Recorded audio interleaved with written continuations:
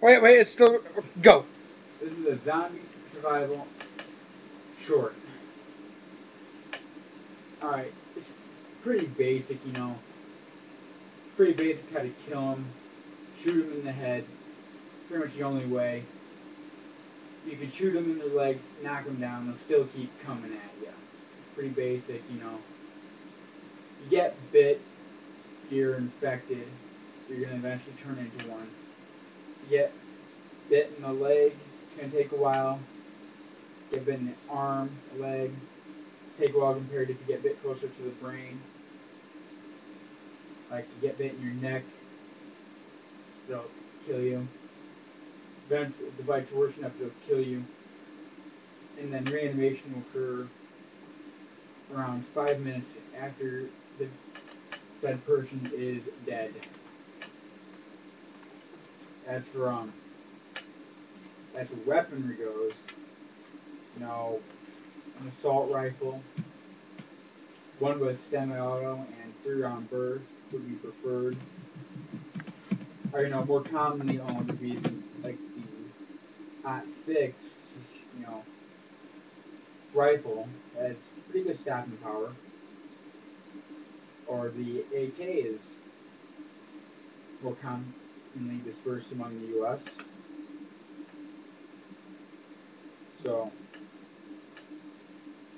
overall, semi-auto rifle be good type of situation.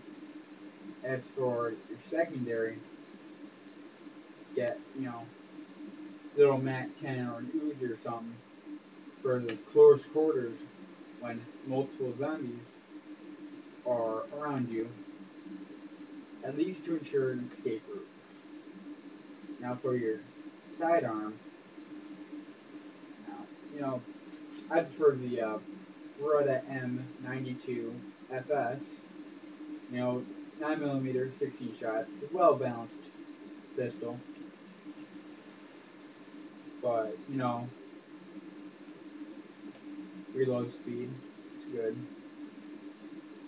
Now, if you don't have a gun or feel like carrying around melee, the big wood cutting axe I wouldn't recommend. Heavy, good at as great. It'll stop them great, but heavy and stuff. So I prefer the hatchet, wood cutting hatchet. Be pretty good. Or a long bladed machete would be pretty good. Overall, probably one of the best things you could have. Most likely be the crowbar. It's you can pry open stuff if you need to get into it. It's got a pretty good range on it, plus that hook at the end. Lodge it in the brain. Pretty good melee. As for your location, probably one of the best places to be would be your house. You know the layout pretty well. You should have a pretty good stocked food pantry. But if you're not at your house or you're low on food, it's not too much of a sturdy structure. I'd recommend not too big of a place. If you have a large group of people, you might secure like a grocery store or a shopping mall.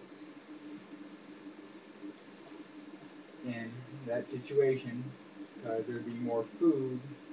But if you're by yourself, like a small sporting goods store, sporting goods stores usually would sell MREs, pretty good, about 5-year shelf life. They're pretty good, non-perishables. Lots of guns and ammo, and it's pretty good overall. Now, for backup plans, of course, leave your fortitude, what you want to call it. Well, I'd recommend, basic survival skills would be needed, but heading north, the further north you go, there's less people there. And less people is less zombies.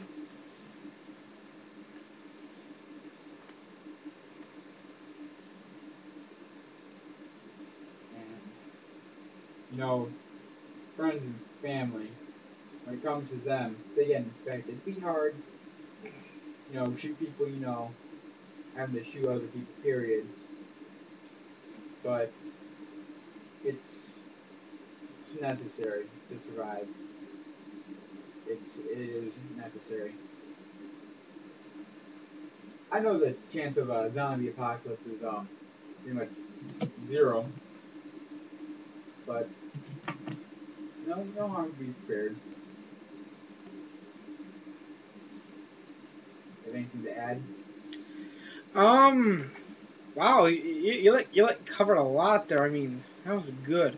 I was gonna say that also. You could take a little dagger or something like this. I mean, really small kind of blade, but I mean, if you're in a situation where like they're really close or something, and you're probably gonna freaking die anyway. I mean, you could jab it like, jab at it with it or something, and I mean, get a few laughs before you die from the zombie. I mean, before it eats you or bites you and turns you into one. I mean, get a few laughs out of it, or you can use it to like stick in your brain so you can't become a zombie. Because if your brain is damaged, then you just die.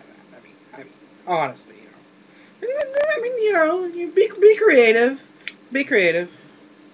I mean, I mean, yeah, just be creative, people. I mean, okay, back to him.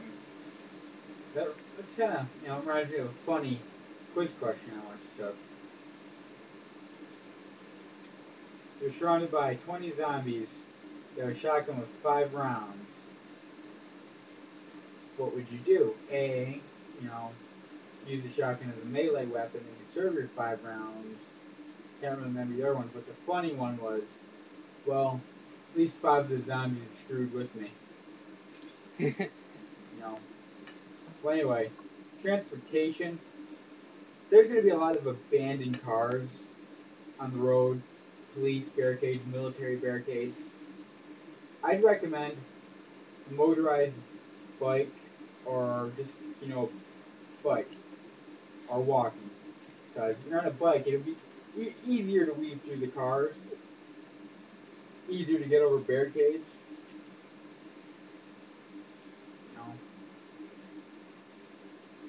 You if you have a pilot's license for like small aircraft or helicopter, rotary aircraft, that's better. Probably helicopter because they're not as hard to land as planes.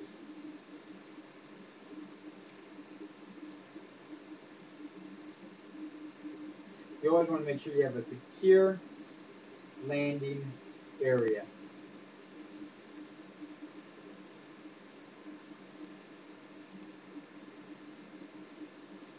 Very secure landing area. Secure landing area. I mean, that is important because I mean, because there could be friggin' zombies down there and crap. I mean, like if you're in front of like a supermarket or a mall, huge ass mall or something. I mean, zombies can put out rampage, rage.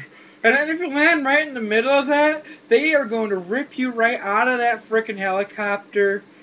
And yeah, it won't be very good for you. I mean, the blade of the helicopter might chop a few of them up, but it ain't gonna last for all of them. It is not going to last for all of them. I mean, on a good note, if you landed in that kind of area, you might squash a couple of them underneath your helicopter. I mean, that'd be funny. Hear the little zombie shrieks. I mean, that'd be hilarious to hear, but that's all in all not a good idea. Leads me to something else. Before you get into any vehicle, check it. Because there's the off chance you find a vehicle a zombie might have climbed into it. But, pretty good.